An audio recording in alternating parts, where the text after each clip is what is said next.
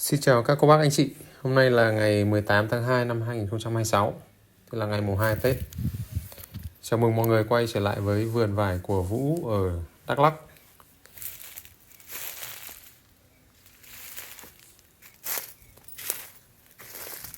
Đây là những thước phim ghi ngày 24 tháng 1 năm 2026.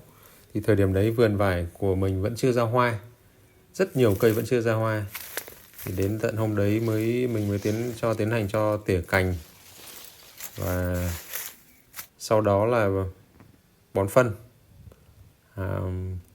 bón phân đen, bón lân đen cộng với humic đạm cá, để với hy vọng là kích thích ra hoa. Sau đó thì cũng cho tưới nước luôn, bởi vì đúng là thực sự mọi người khắp nơi là báo cây vải của mọi người đã ra hoa từ rất lâu rồi, từ tháng 12, tháng 1, đầu tháng 1 mọi người đã ra hoa hết rồi. Thì thực sự mình thấy cũng rất là sốt ruột. Thì thời điểm đó là ở Đắk Lắk có một đợt rét rất là ngắn, thì mình cũng cho bón phân tưới nước với hy vọng là vớt vát được chút nào. Thì đây, đến ngày 26 cũng mới lác đác mới được khoảng độ 2% ra hoa. Thì cả vườn mình có 200 cây. Thì ở đấy có hai phần, một phần là vườn trên và vườn dưới. Thì vườn trên có khoảng 100 cây, vườn dưới khoảng 100 cây. Thì đây là những thước phim ghi ở vườn trên. Đây mọi người thấy đây, rất là im. Còn đây là vườn dưới. Thì có một số cây ra hoa sớm thì mình đã quay từ trong video trước. Đến ngày 29 tháng 1 đây mới được có tổng cộng 5 cây ra hoa. 5 cây trong tổng số 200 cây. Thì thực sự là đến thời điểm đấy cũng rất là sốt ruột. Bởi vì mọi người khắp nơi thì đã báo là ra hoa hết rồi. Từ Đắk Lắk, từ Tây Nguyên cho đến miền Bắc, Lục Ngạn, Bắc Giang, vải thiều, vải sớm, vải muộn, mọi người đều ra hoa hết rồi mà vườn của mình vẫn chưa ra hoa. Thì đúng là thấy rất là nản lòng. Mình đã nghĩ là thôi chắc là bỏ vườn này thôi. Bởi vì lác đác được có vài cây ra hoa này thì không thể làm gì được. Bây giờ có làm tiếp thì cũng không đủ chi phí cho việc duy trì một vài cây như thế ra hoa. Chắc là bỏ không thôi. Đến tận ngày mùng 10 tháng 2, đây mọi người xem. Đây là vườn trên, cây già hơn cây ở vườn dưới. Đây, cái này ra lộc.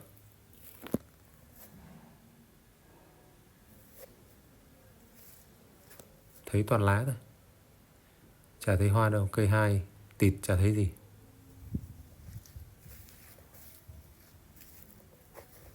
Đây mọi người xem, im lắm. Đây, cách đây 1 tuần.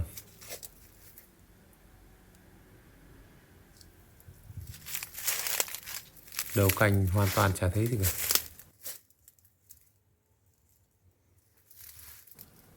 Cây thứ 3 cũng ra toàn lộc đây.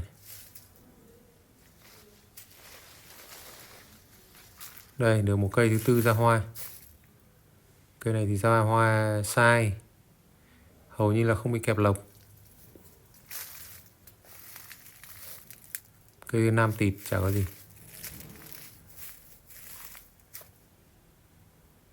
Đây, cây thứ 6 cũng tịt.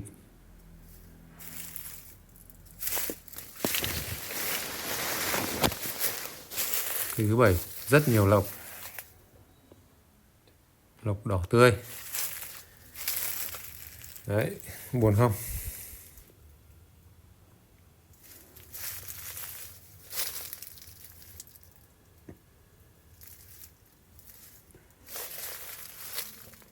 Đây, cây thứ 8 thì được ra hoa. Nãy giờ được 2 cây. 2 cây trong số 8 cây.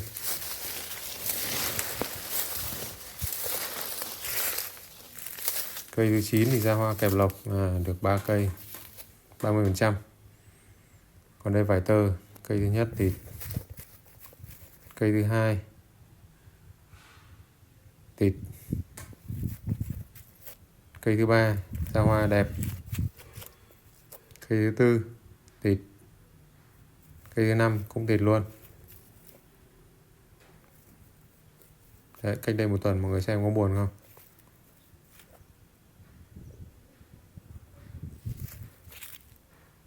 Không thấy một cái gì luôn. Cây thứ 6 tương tự tịt. Im như thóc. Mà nhiệt độ thời điểm đấy ở Đắk Lắk là bắt đầu nóng lên rồi. Ban ngày 27 28 độ, ban đêm được 18 19 độ, nhưng mà ban ngày nóng lắm. Đây, mấy cái này cũng tịt hết. Đây ruộng nhà người ta. Đây, cây này ra được tí hoa. Kẹp lộc. Cây 9 toàn lộc.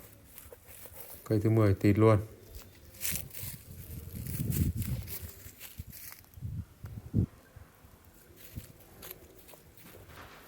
Cây 11 cũng tịt chả có gì. Đấy, cách đây một tuần. Lộc này. Úi trời, buồn không? Cây thứ 13 rồi. Sâu ăn. Tịt không thấy một cái gì.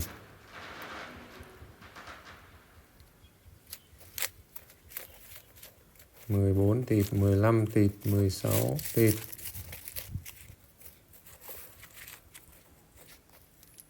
Mười 17 tạch.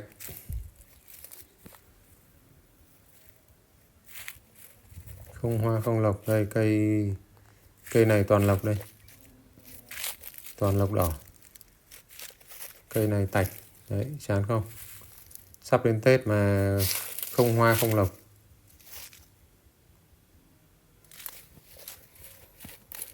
Đây, cây này cũng thế. Cây này được một tí hoa. Đấy. Và đến ngày hôm nay, ngày mùng 2 Tết, trời ơi mọi người ơi, nhìn xem mừng trưa này. Đây là vườn vải tơ. Ngày mùng 2 Tết Bính Ngọ. Ra hoa kẹp lộc. Mình cứ tưởng là không ra được hoa, cuối cùng cũng ra được hoa.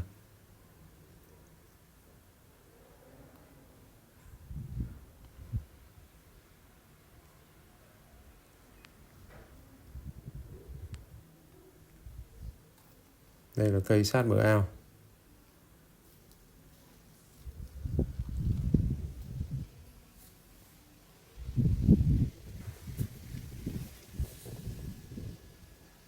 Cây thứ hai cũng ra hoa luôn. Hoa vẫn còn non. Có kẹp một ít lộc. Nhưng mà ổn, ra hoa đều. Không phải là sai lắm nhưng mà nhiều hoa. Cây thứ ba mọi người nha. Mọi người nhìn kỹ này. Đây mọi người xem này. Lộc đỏ, hoa kẹp lộc nhưng mà rất nhiều hoa.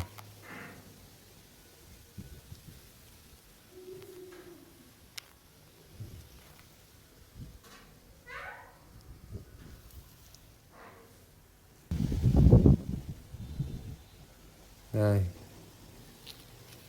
Cây thứ tư. Cây này là nở hoa từ sớm, bây giờ hoa đã nở tưng bừng rồi.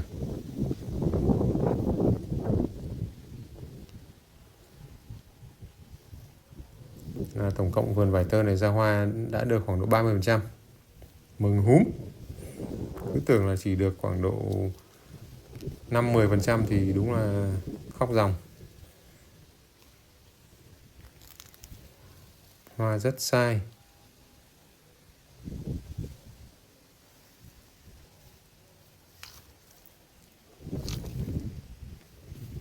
Đợt vừa rồi là cũng phải liên tục tưới mọi người ạ.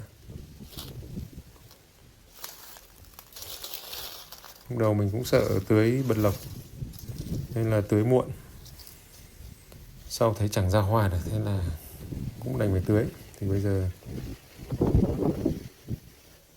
ra hoa hết. Đây,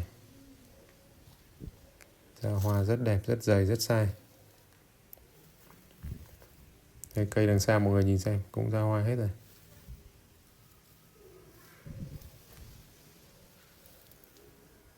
Đấy, bây giờ mọi người, các bác mà có bảo năm nay vải mất mùa thì chắc là mình phải tại xem lại. Vì đến vườn vải của em mà còn cảm thấy chắc không mất mùa đâu. Nên là chắc Bắc Giang, Hưng Yên cũng không mất mùa đâu. Năm nay khéo vải lại rẻ thôi chứ không được 100-200k một cân đâu các bác ạ.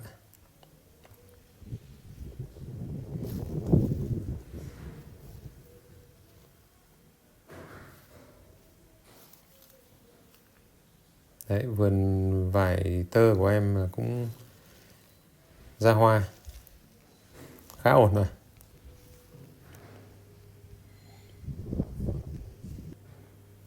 Đây là vườn trên. Còn đây là vườn vải già. Vườn trên nó cũng ra nhiều. Em còn xem lộc rất nhiều. Em quay từ trên cao cũng thấy vườn lốm đốm đỏ. Chỗ đỏ, chỗ vàng thì chắc là ra hoa, ra lộc. Thì đúng là ra lộc cũng hơi bị nhiều. Nhưng mà không sao. Ra lộc mà còn ra hoa là tạm ổn rồi, chứ bây giờ chẳng ra gì được thì cũng thua. Đây mọi người xem, vườn vải già ra hoa hầu như là ra được hết. Có 1-2 cây là bị ra toàn lộc thôi. Còn lại là khá ổn. Đây mọi người xem, ra hoa kẹp lộc. Nhưng mà đều ra hoa cả. Có một số cây thì ở dưới không ra hoa, nhưng mà ở trên ngọn, đây, những cành ở dưới không ra hoa.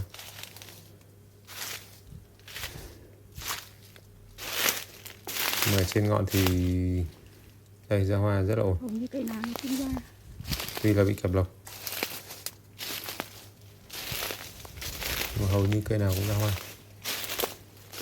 Thì mới quay lại câu chuyện là chúng ta có trồng vải nhiều quá hay không.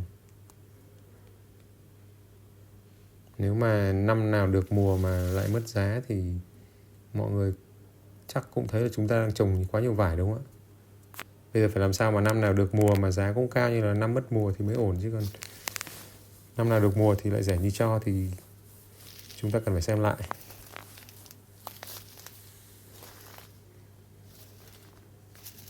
Đây, vườn vải này của nhà mình khá là ổn rồi đây, ra hoa khá ổn. Thì bây giờ mình đang cân nhắc xem là nếu mà không phun thuốc sâu, hoặc là phun để đến gần cuối thì mới ngưng phun thì ổn hơn, hay là không phun thuốc sâu chút nào. Mọi người cho ý kiến xem là liệu không phun thuốc sâu chút nào thì có được thu khoảng 10% quả không. Nếu bây giờ không phun mà thu được 10% quả mà giá gấp 10 lên thì tội gì mình không làm thế, đúng không ạ? Bán vải siêu sạch, siêu an toàn.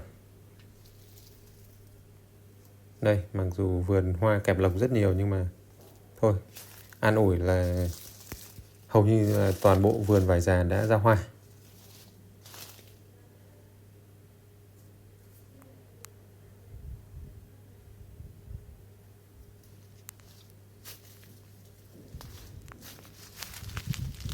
Mình cứ tưởng là năm nay thôi mất mùa bỏ rồi đấy. Nhưng mà rõ ràng là vườn vải của mình sẽ chậm hơn các vườn khác khá là nhiều, từ 1 đến 2 tháng. Nên là nếu bán theo đại trà thì chắc chắn là rẻ như cho. Mấy nghìn một cân thì chắc là chẳng muốn bán này. Bây giờ câu hỏi đặt ra là làm sao để nâng cao giá trị của vải. Và dù là có được mùa thì sản xuất ra quả vải vẫn hiệu quả, vẫn có hiệu quả kinh tế. Đây mọi người xem. Đây là phía trên của vườn trên, phía rìa bên ngoài Ra hoa rất ổn. Sâu một chút mà 90% cây đã ra hoa mọi người ạ.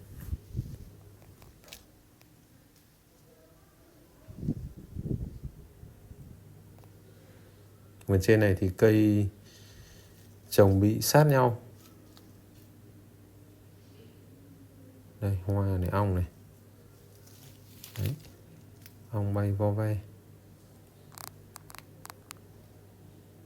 Nên thực sự là mình cũng chưa muốn phun thuốc sâu thôi, để cho ong nó thu phấn cho xong đấy.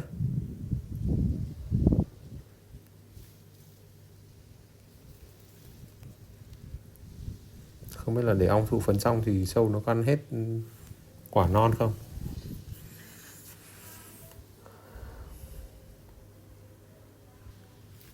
Anh chị ở trên Đắk Lắk chăm sóc giúp vườn vải thì báo là nên phun thuốc trừ sâu luôn. Theo mọi người là thời điểm này có nên phun thuốc trừ sâu không ạ? Thời điểm này phun thì chưa ảnh hưởng gì đến quả vải ăn, nhưng mà không biết có ảnh hưởng đến khả năng thụ phấn, tỷ lệ thụ phấn của vườn vải không.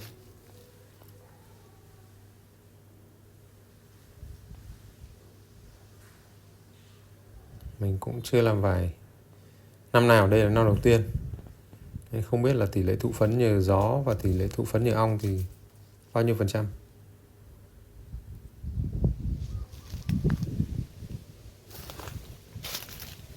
Mừng quá mọi người. Đây, thực sự là mặc dù kẹp hoa kẹp lộc rất nhiều nhưng mà hầu hết là đều ra hoa.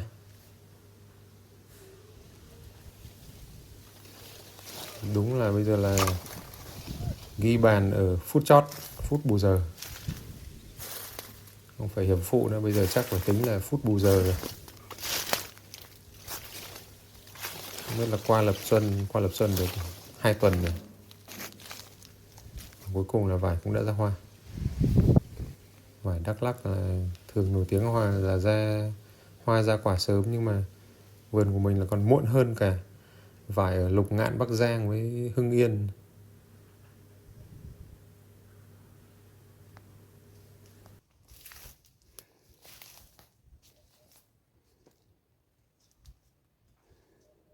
Thực tế đây là may mắn mọi người ạ.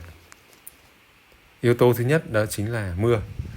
Ngày 12 tháng 2 vừa rồi, rất may là trên Đắk Lắk được một cơn mưa. Và cơn mưa này tuy không to lắm đâu, nhưng mà cũng kéo dài được khoảng 2 tiếng. Đấy, mọi người thấy trên bản đồ trời nhiều mây không? Đây.